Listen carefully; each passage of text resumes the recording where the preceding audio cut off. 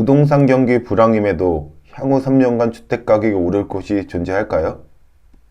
당장은 없을 거예요. 하지만 3년이라는 시간을 보면 있을까요? 저는 있을 거라고 봅니다.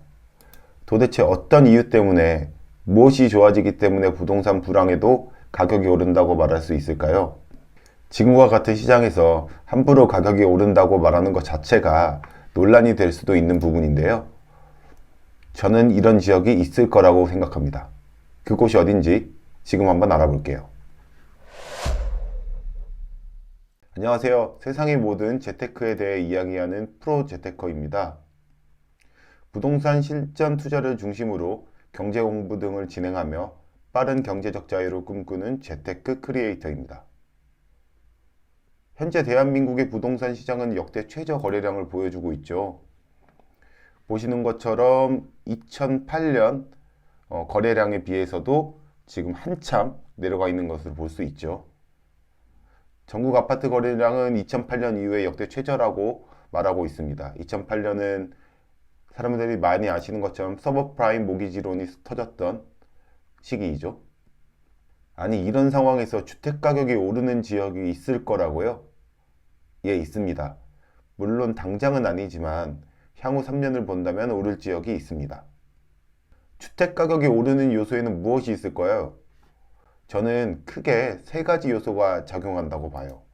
그 지역의 수요, 공급, 그리고 가격입니다. 첫 번째로 수요인데요.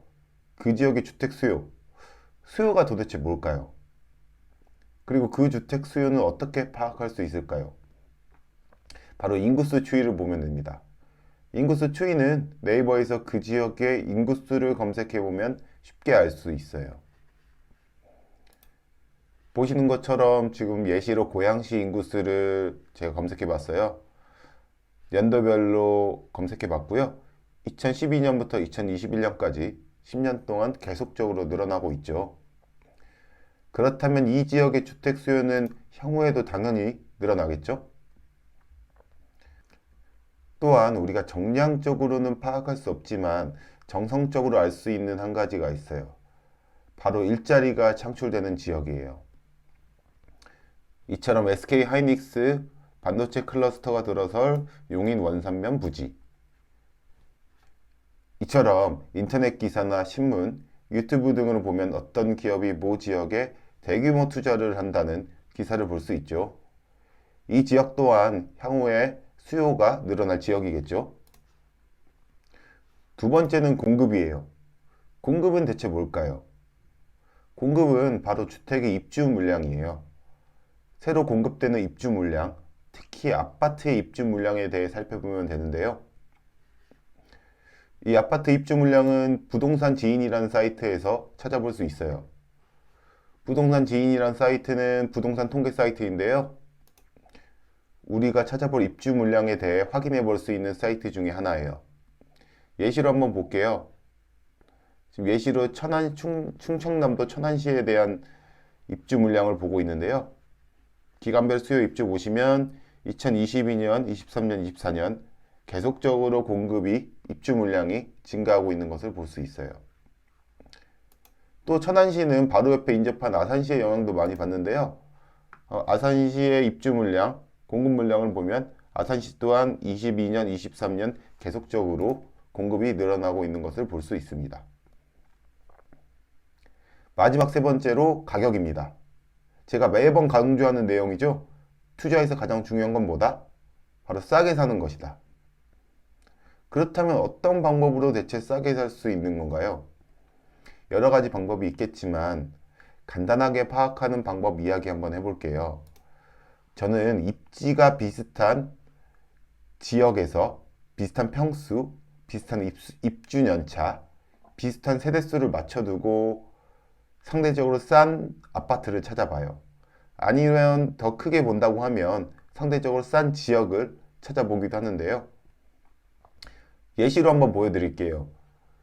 보시는 것은 호갱노노인데요. 이처럼 평형 입주연차 10에서 15년 세대수 400세대 이 정도로 간단하게 맞춰두고요. 비슷한 아파트들끼리 한번 비교를 해보는 거예요. 보시면 역세권을 끼고 있는데 비슷한 평수, 비슷한 연식에도 불구하고 운정 아모리움 한빛마을 아파트가 상대적으로 조금 싸죠. 4천만 원 정도 싸네요. 물론 이것 말고도 그 아파트가 싼지 파악하는 방법은 여러 가지가 있어요. 이것을 다소 어려운 말로는 입지 분석이라고 하죠. 역세권과 가까운지, 초등학교를 끼고 있는지, 학군이 좋은지 등이 여기에 해당하고요. 자세한 저평가 부동산을 찾는 방법에 대한 이야기는 시간이 되면 또 말씀드릴게요.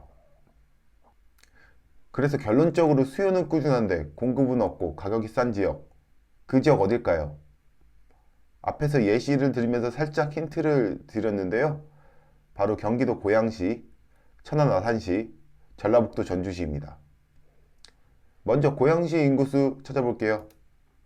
아까 보셨던 것처럼 2012년부터 2021년까지 꾸준하게 인구수가 증가하는 것을 볼 수 있죠.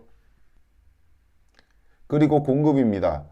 보시면 22년에 공급 물량, 입주 물량이 잠깐 늘었다가 23년, 24년, 25년이 되면 입주가 거의 없죠. 이처럼 고양시는 향후에도 가격이 오를 가능성이 높은 지역이에요. 고양시는 일산으로 유명한 1기 신도시인데요. GTX, 1기 신도시 재건축 등 개발 이슈도 많습니다. 사람들이 선호하는 수도권 지역 중 하나고요. 다음으로는 천안 아산시를 볼게요. 제가 천안 아산시를 뽑은 이유는요. 향후 발전 가능성이 무궁무진한 지역이라는 거예요. 일단 인구수를 보시면요. 2012년부터 2021년까지 가파르게 인구 증가세를 보이고 있습니다. 근데요, 공급도 같이 늘어나고 있어요. 2021년, 22년, 23년, 24년 보면 공급 물량이 계속적으로 늘어나고 있죠. 이런 지역은 향후 대규모 입주장 때 잠깐 가격이 주춤할 수도 있어요. 하지만 그럼에도 천안시의 주택가격이 향후 3년 동안 저는 계속적으로 오를 거라고 봐요. 그 이유는요, 대규모 투자가 이어지는데요. 삼성 디스플레이 대규모 투자, 13조 투자가 이 지역에서 이어지고요. 이 밖에도 LG 디스플레이, LG 화학 등에서도 이 지역에서 일자리를 만들고 있어요. 이러한 투자는 일자리를 만들고 지역 수요의 급증을 이끌어냅니다. 보시는 것처럼 삼성이 택한 도시 아산 13조 투자 디스플레이 산업으로 되어 있죠. 또한 천안 아산시는 지금 보시는 것처럼 KTX, SRT 등 교통이 주변과의 연계성이 매우 좋고요. 향후 3년간에도 계속적으로 저는 오를 지역이라고 보고 있어요. 마지막으로 뽑은 지역은 전라북도 전주시예요. 보통 인구수가 100만 이상이라고 하면 메가시티라고 이야기하고요.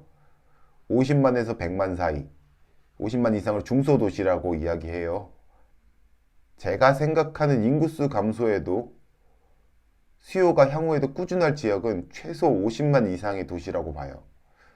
그런 도시들은 주변 도시들을 끌어당기는 힘이 있더라고요. 그런 점에서 전주시는 해당이 되고요. 또한 보시는 것처럼 인구수 또한 꾸준하게 증가하고 있는 도시예요. 그럼 입주 물량을 한번 볼까요? 전주시의 입주 물량은 2020년도까지 많이 공급이 되었다가 21년 이후부터는 공급이 계속적으로 없죠. 원하는 수요는 꾸준한데 공급이 현격하게 부족하다. 위 지역 또한 오를 수밖에 없는 지역인 거예요. 저는 위 세 곳의 지역에 투자를 진행할 거예요. 지금과 같은 부동산 침체기에 투자를 한다고 하면 사람들은 미쳤다고들 말하죠. 하지만 저와 같은 사람들에게는 이런 시기를 기회라고 여깁니다. 결국 자산 사이클은 다시 올라갈 거니까요. 영상 마치겠습니다. 감사합니다.